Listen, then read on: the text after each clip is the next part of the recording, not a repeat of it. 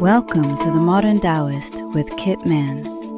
Ancient wisdom, modern life, and the way. Join the free Modern Taoist community on Patreon at patreon.com/themoderntaoist or visit the website at taoananda.com. And now, the Modern Taoist. Hello, and welcome to another episode of the Modern Taoist. My name is Kit Mann, and I hope you're having a fine day wherever you may be. However you may be listening, we're available on Spotify and Apple and Amazon Music and anywhere else where you get your podcasts. But you already know that because you're currently listening. Unless you're on YouTube right now. We got a lot of new YouTube people since we started doing the video, so I appreciate that. That's super nice of you guys to follow along as well. One thing YouTube has brought that we didn't get anywhere else is the trolls. So just so you know, if you are a troll, you are blocked immediately. I do not respond to trolls. I'm not here to argue about the Tao. I'm not here to listen to weird conjectures about how your religion is better than this one. And this isn't a religion, it's a philosophy. So thank you for your comments, but you will be automatically blocked because I don't have time nor the inclination to be in a world like that.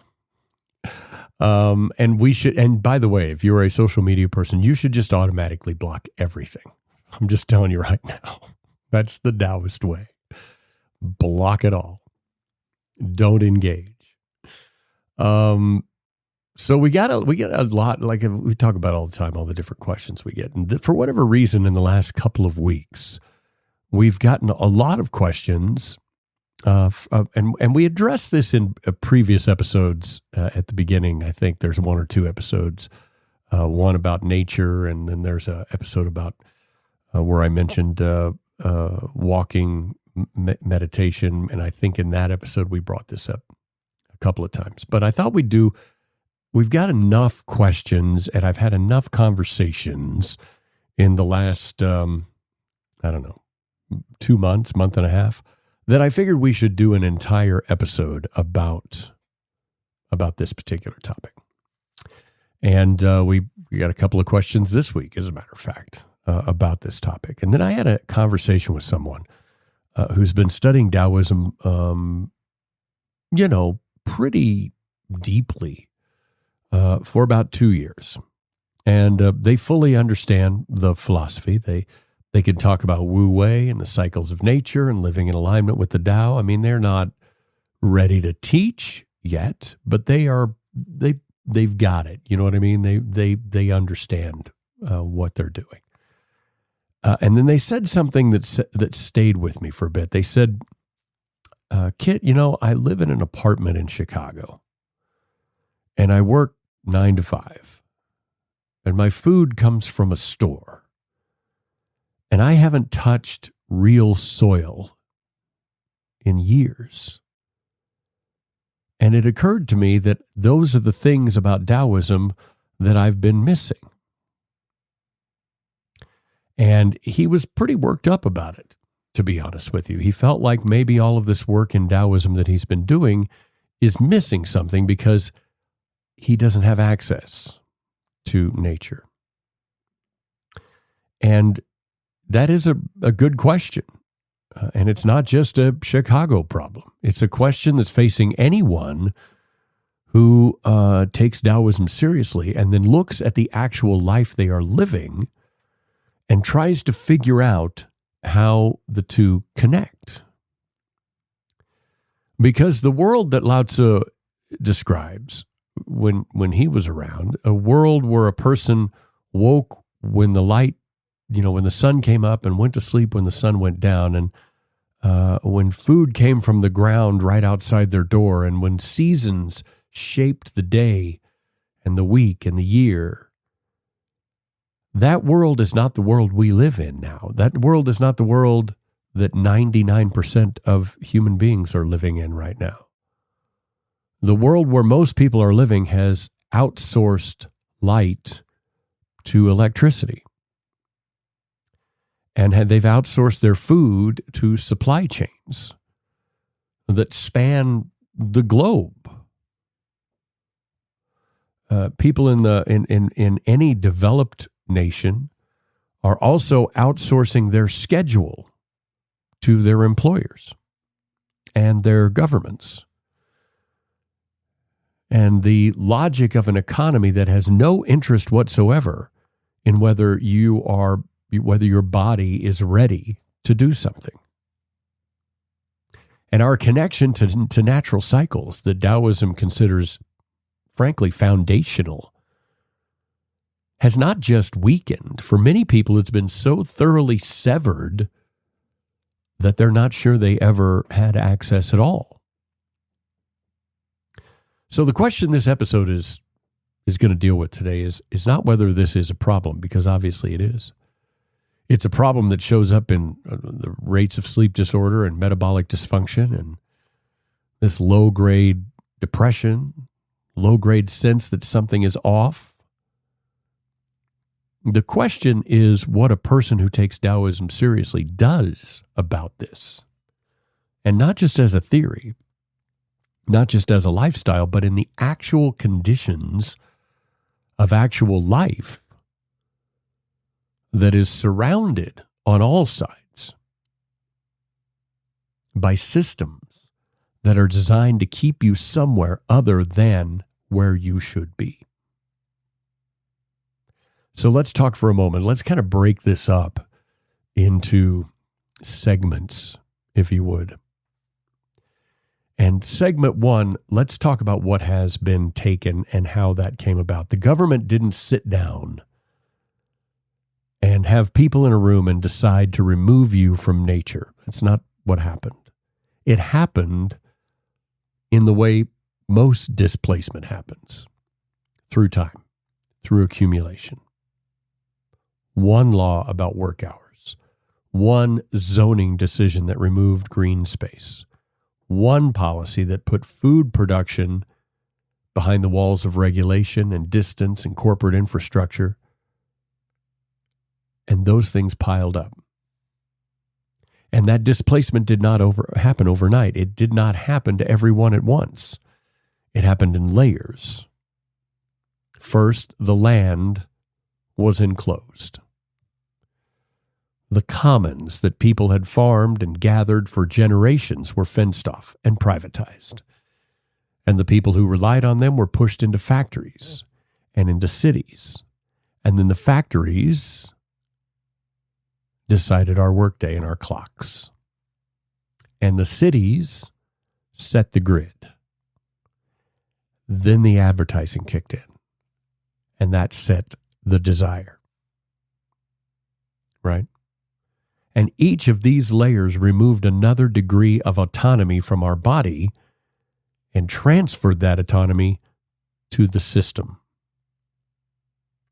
So a person living in a city in 2026 is the product of several hundred years of this layering, one on top of another, on top of another, on top of another. We did not choose to be indoors 93% of the time. That's the number, though. Can you believe that? That is the number. Most of us are indoors 93% of the time. We didn't choose that. We did not choose to eat food that was grown 1,000, 2,000, 3,000 miles away from where we live, in soil that we've never seen or touched, sometimes not even in soil, by people whose names we will never know. We didn't choose that. We didn't choose to sleep on a schedule determined by our electric bill. Right? We were handed these things as conditions for living, conditions for having a place and a job. So what did we do? We are human beings. We do what human beings do better than we think we do. We adapted. But that adaptation has a cost. And the cost is not just stress and disconnection, it is the loss of the sense that you are part of something bigger than the system. And the knowledge that your body has a relationship with the cycles of the world that no employer and no government can own. And we lost the realization that that relationship still exists today. It has just been buried through these layers that most people have forgotten about. Now, I know we have listeners all over the world in 159 different countries, and that just blows my mind every day, and I love that. So I'm going to talk about my country for a moment in the United States, because this is where I have my numbers that I can prove. United States, the average person spends 93% of their time indoors, not because they choose this. This is the design of the life we were handed. Outdoors has become a destination rather than a condition of living. Our food comes in packages from places we've never seen. Our light is set by a switch rather than by the sun. Work begins and ends on a clock that has no relationship to our body's rhythms and was designed in a century when the electric light made ignoring these rhythms profitable. Taoism was born in a world where people lived inside natural cycles because there was no alternative. The farmer knew the seasons because his survival required it. Your body woke with the light and rested with the dark because there was nothing else to wake it or keep it awake. Food came from the ground. The ground responded to the same cycles that the body did. The connection was not a philosophy. It was not a ritual. It was the structure of life. And that structure has been dismantled. Not all of it, not everywhere, but enough of it that most people in the developed world are living inside a system that runs counter to your body's nature at almost every point, and the body knows this. The Tao Te Ching does not have chapters on zoning law and food regulation or a 40-hour work week. What it has is the observation that the cost of forcing things against nature is always larger than it appears at the time when it happens. And we are in the middle of discovering that right now. So, how does Taoism handle this? What does Taoism? So now we've designed, we've discussed and described the problem. What does Taoism ask of you then? Lao Tzu never asks you to leave civilization and go live in the mountains. It'd be ridiculous. Some people do this. That's fine. But Taoism does not require that. I can't tell you how many times I've gotten an email or a question of somebody that says, I wish I could just go live in the mountains. Nobody's stopping you. But that is not Taoism. Taoism does not ever say that is what is required. What the text requires is way more demanding than that, because it requires your attention. Right? You can go live in a forest preserve or a nature retreat and buy yourself some nice hiking boots and then you're in nature, okay? That's fine. But that's not what we're talking about, because Taoism can be practiced standing at a bus stop or sitting in an office or walking from the parking lot to the building entrance, because it requires your attention to what is happening. Attention in the body, in the light, in the quality of the air, rather than dreaming about being somewhere else or imagining a world where you were somewhere else. That doesn't help you. That desire to be somewhere else adds stress to where you are. Right? The bus stop has sky. The sky has light that is different at 7 a.m. than it is at noon. It's different in October than it is in March. The body registers these differences, whether or not the mind is paying attention. I used to, when I was in the radio business, I would get up every morning at 3:30 in the morning. Every morning for 25, 30 years. I got up every single morning at 3:30 in the morning, and I went to work. And when my oldest son was old enough, when he became old enough to, in the summertime when he was out of school, He would get up and go with me. And I will never, never, ever forget the first time that he got up at 3:30 or 4 o'clock in the morning, got dressed, and stepped outside with me. I'll never forget it. It's imprinted on my brain. He stopped, and he just stood in the middle of the driveway.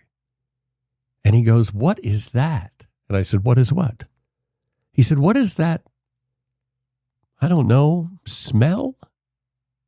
I said, "That's 4 a.m. He said, "It smells different out here. It looks different." I said, "It's because it is." But his body registered it because he had spent 93% of his time indoors and never 0% of his time outside at 4 o'clock in the morning. The practice is to notice.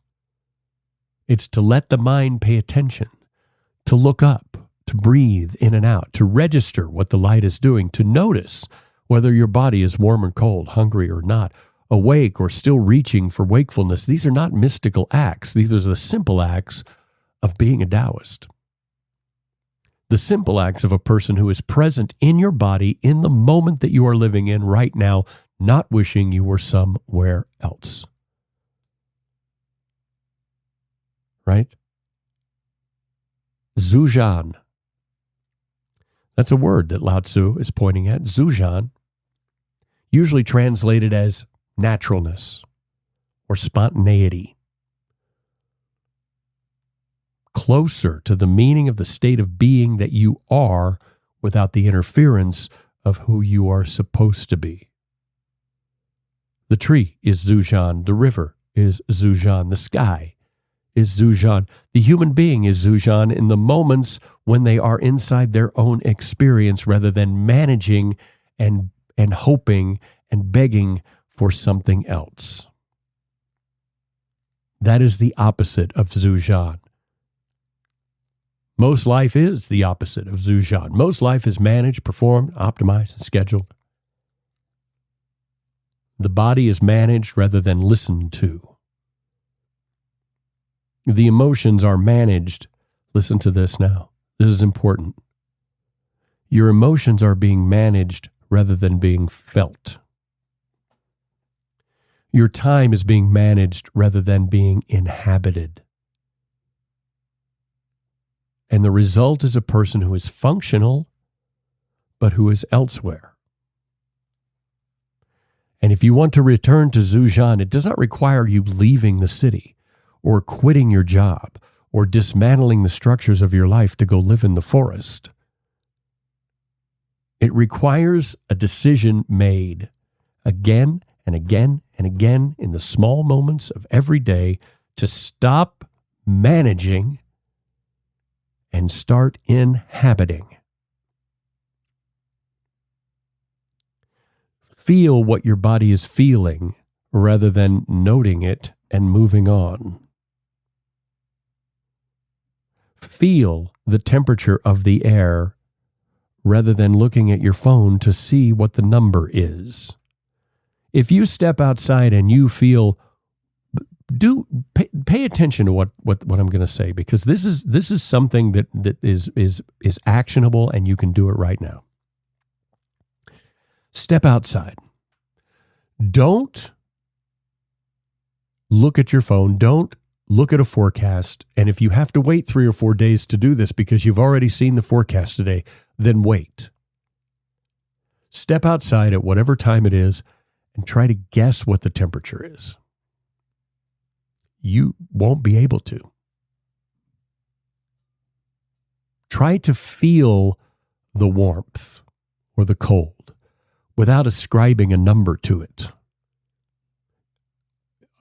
It would be an incredibly rare person that can step outside and name the temperature without having any idea where it might be.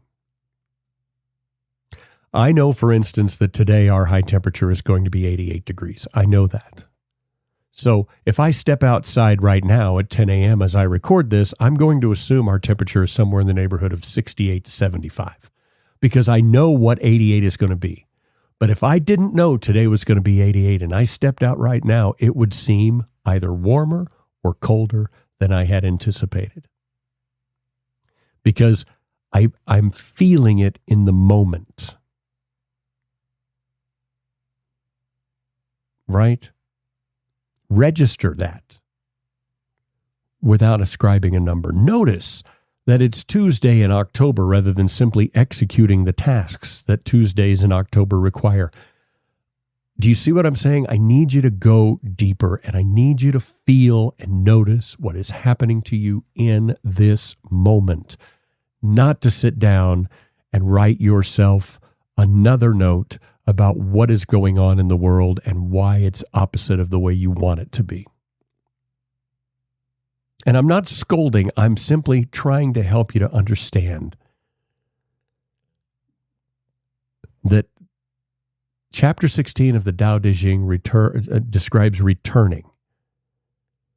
The return that happens when attention settles back to what is present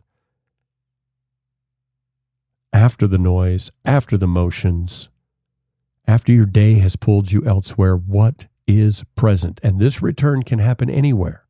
It can happen on the subway, in the elevator, in the minutes before a meeting starts. It does not require nature. It requires a decision for you to be where you are rather than somewhere else. Now, that doesn't mean that somewhere else wouldn't be ideal. Of course it might be, but you don't know that. The government has not managed to legislate away the sun. Not that they won't try at some point, but it rises and sets on the same schedule that it always has since before there were governments, before there was a clock. And the body responds to it whether you have a schedule arranged around it or not. The seasons still change. The food available from the ground still shifts with them, even if the supermarkets try to obscure this by flying strawberries in from other countries where it is summer, even though it's winter where you are. The body still slows down in winter and accelerates in the spring. The instinct to rest when light decreases and to move when it increases is still in the body. The systems have made it harder to follow, but they have not changed nature. Right? Somebody asked me a couple of weeks ago or months ago what I thought about the potential of the time change. I could care less. What the government decides to do at the time has no effect on me whatsoever. I will operate within whatever cycle that they determine I need to operate, but my body will still respond to nature. The moon will still move through its cycles. They can't change that. Sleep research has confirmed that every person who has paid attention to their body will respond to the lunar cycle without even trying to. The tides still move. The migration of birds still happen. The trees in the parking lot still know what season it is. Right? My point is that these cycles are available to you regardless of what the government or your job or your schedule tells you. They are available to you if you pay attention. The resistance to connecting with natural cycles is not you being lazy. It is the sheer volume of systems that have piled up competing for your attention. The phone is designed to be more compelling than the sky. It's not. The streaming service is designed to be more engaging than darkness. Yeah, go to sleep. The food system is designed to make the packaged option faster and easier than the seasonal one. Yeah, don't eat it. Every system the person lives inside has been organized to capture your attention. You have the choice to not obey. You are not a slave to the government or to the corporations that have decided to make it so. You have a choice. And I'm not trying to start a rebellion or a conspiracy, although Taoism at its heart is a rebellion. But I'm explaining to you the logic of the economic system applied to the human attention. Attention that is directed at the natural world does not generate revenue, and you do not owe your time and attention to a revenue generator. You can move your time and attention away from that. Attention directed at screens and at products and at the management of an image on social media, this generates enormous amount of revenue for someone else. These systems have been built around human life, and they're built around this fact, and they are effective. The average person in this world spends more time looking at screens than sleeping. The Taoist practice of attending to natural cycles is a form of rebellion and resistance. Stand outside for a few minutes in the morning. Notice what is in season at the market and buy that. Turn off your phone and sit with what is in the room. None of these actions produce content for someone else. None of them generate data. None of them serve the systems that are built around the capture of attention. So in practice, you can stay inside these cycles, but you have to make a choice to do it. You have to eat what is in season rather than what is not. Not as a performance of environmental virtue, but as a practice to the connection of eating what is actually available in the ground at this time of the year. It looks like tracking the light. Go outside at dawn. Not because dawn is romantic, but because your body needs to register the full spectrum of light that the phone does not provide. Sleep when your body tells you to go to sleep. Don't force yourself to stay awake. Right? Track the moon. Not as astrology, but as the moon is your body's oldest timekeeper. And if you start tracking and paying attention, you'll notice when your body's energy shifts, when the cycle shifts. This doesn't solve the systemic problem. I get that. The systemic problem requires systemic results or response. People pushing back against zoning laws that remove green space, against food regulations that made it illegal to grow food in your own front garden. Work structures that have decided your body's rhythms are an inconvenience. That pushback matters, and if you want to be a part of that political system and begin the pushback, more power to you, and I will support you all the way. That's Taoism. Partially, that's Taoism in the modern world. Some of it requires us to push back. But the daily practice of Taoism that I get questions about all the time does not wait for the systemic problem to be resolved, because the Tao is present in the available conditions, not the ideal ones. And the available conditions, even inside the most regulated and disconnected life, still include the sky, the light, the season, the food, and your body knows all of this, even if it's been slowly trained to ignore it.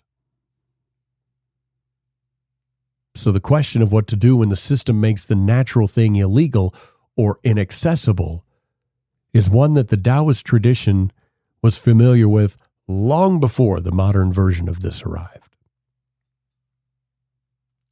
The tradition is full of people who operated under dynasties that made the simple life impossible, that taxed the farmer beyond survival, that conscripted the young people into wars that served the ruler rather than the people. Laws that regulated and controlled their land and their food and the movement of their population, they existed in those periods. When we talk about Taoism, people try to assume, or not try to assume, they just naturally assume that Lao Tzu was just chilling, living on his land, looking at the sky. That's not what was going on back then. It was chaos. That's why he wrote the Tao Te Ching. He wrote it as an act of rebellion, not the performance of rebellion. He wrote it to remind people of the quiet, consistent practice of living inside nature, regardless of what is happening around them. This is the model, right? The daily low drama maintenance of a relationship with what is natural. The body, the food, the light, the cycles. These systems can be obstructed with by the government, but they're never going to change, never. Right? As long as you're on this earth, those cycles will remain. They may fluctuate, but they'll remain. Because the systems can take away the access. They cannot take away a body that knows what is going on in nature, because your body still knows. So the practice is returning to it in whatever form your current situation allows, not waiting for the conditions to be ideal, not waiting for, well, how am I going to get back to nature? It's available to you right now. Taoism has never been a philosophy of compliance. The Taoist tradition is full of people who withdraw from systems that they considered corrupt, or refused roles they considered to be false, or chose life that aligned with their nature over one that aligned with the expectations of the civilization around them. Not by rebelling and quitting and moving, but by noticing. Grow something. Even in a pot on a windowsill, the act of growing food, of watching something come from seed, of being in a relationship with the soil and the light and the water, that reconnects you to the cycles of production and growth. The tomato on the windowsill is not a solution to the industrial agricultural engine. That's not meant to be. It's meant to be a practice of remembering what the relationship is between you and your food. It doesn't solve all the problems, but it brings you back to alignment. Walk outside without a destination. Not an exercise, just a walk. Stop calling it something. Just go for a stinking walk. The body moving through the actual air of the actual person without a goal is what we're looking for. The systems have made walking purposeful. It's walking. Think about that for a minute.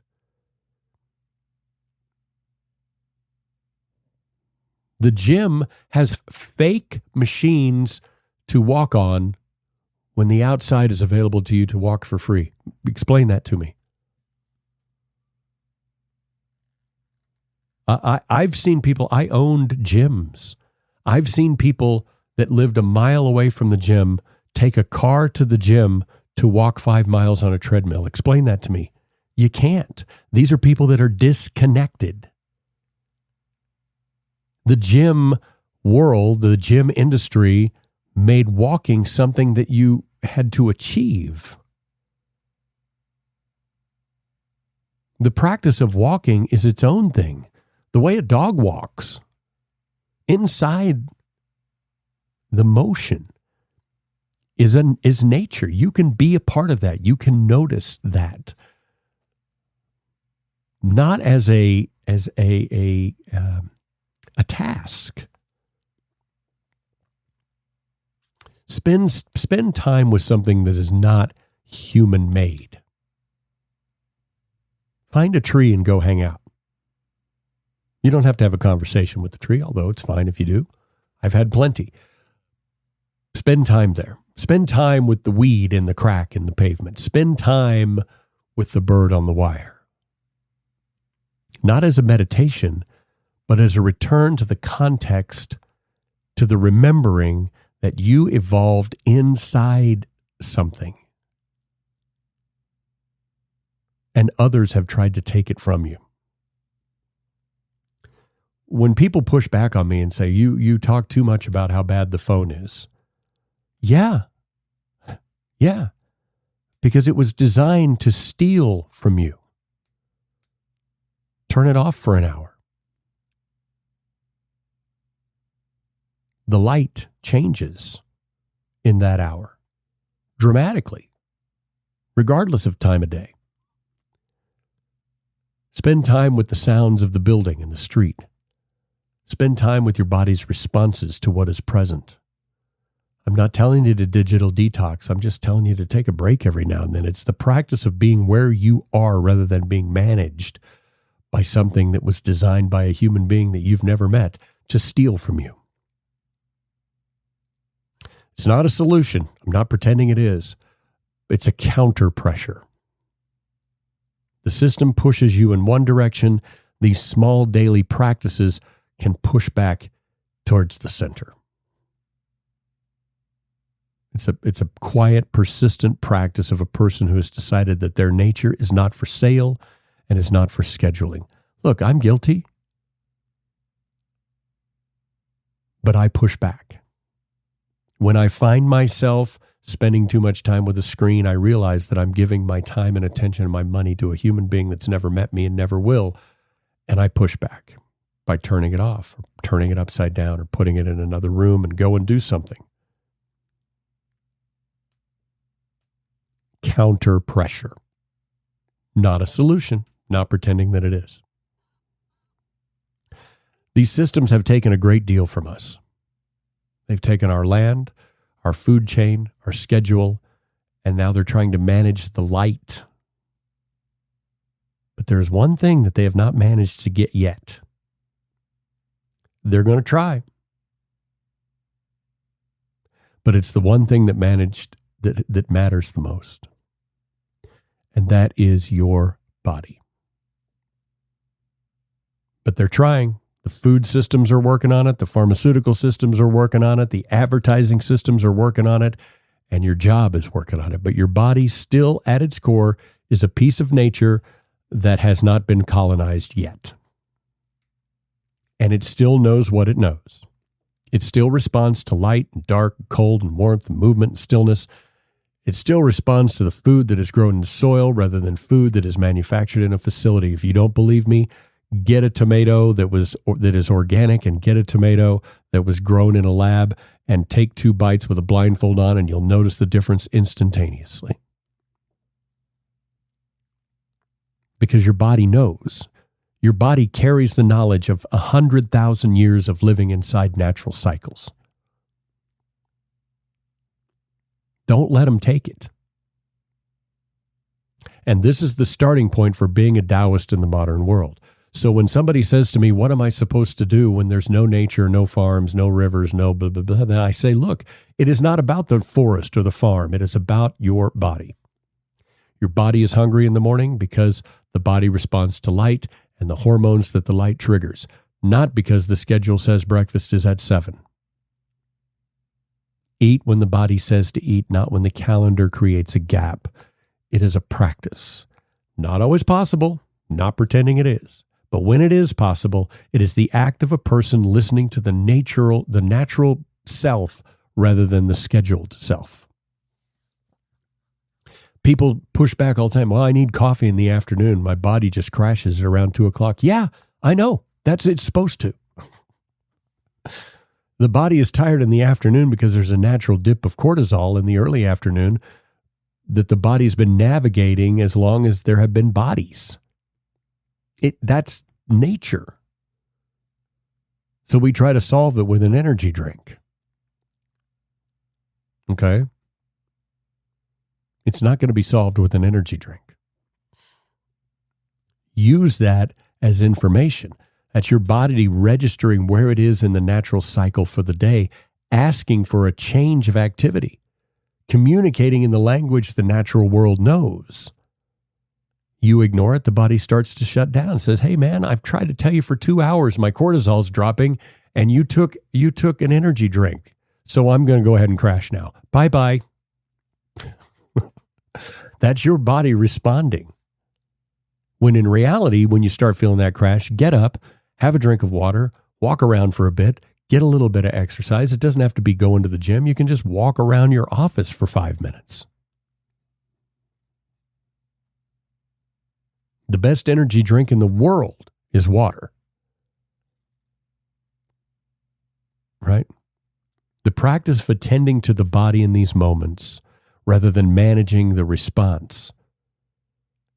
Not suppressing the attention, but asking what is going on. That is Taoism. The body is the last piece that the natural world is available to you. It is the one piece of nature that travels with you through every environment, including the ones designed to make you and nature irrelevant. And it keeps reporting to you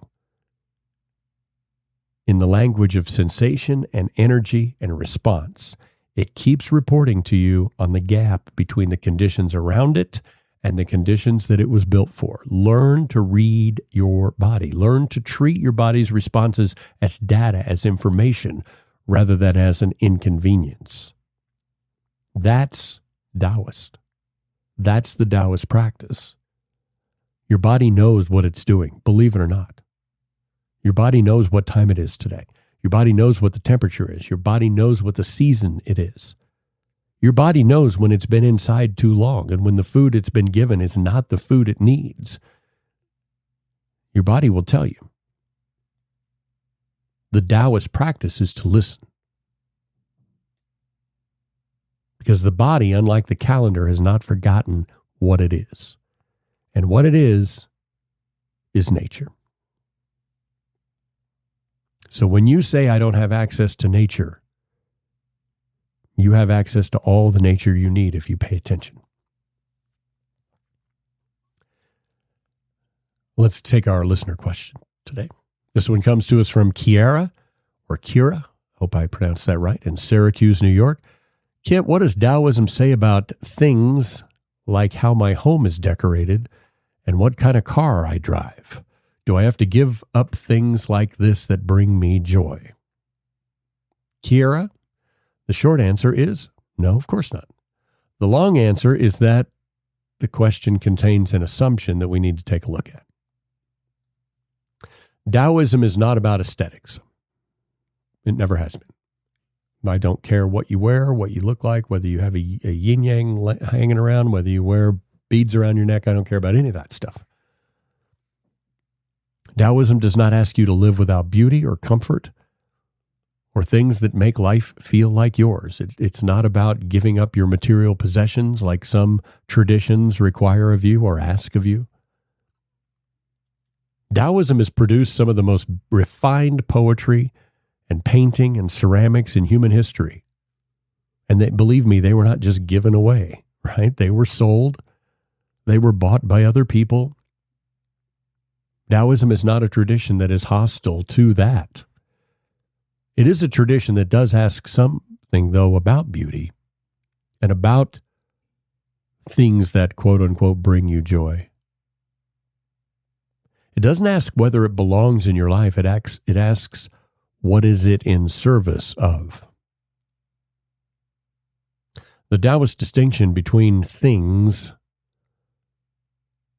is not a distinction between beautiful things and plain things. It is between the things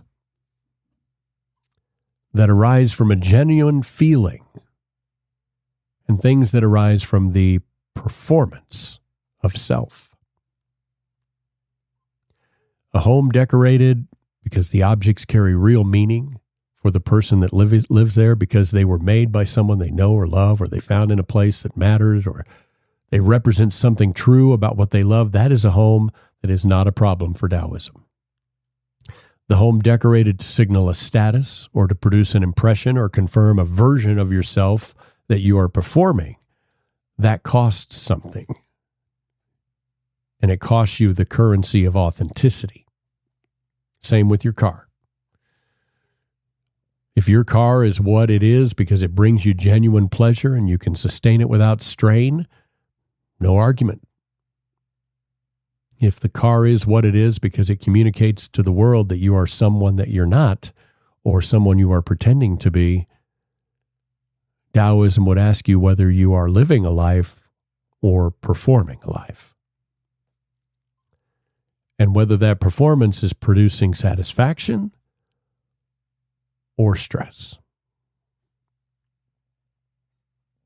So the question is not what you have.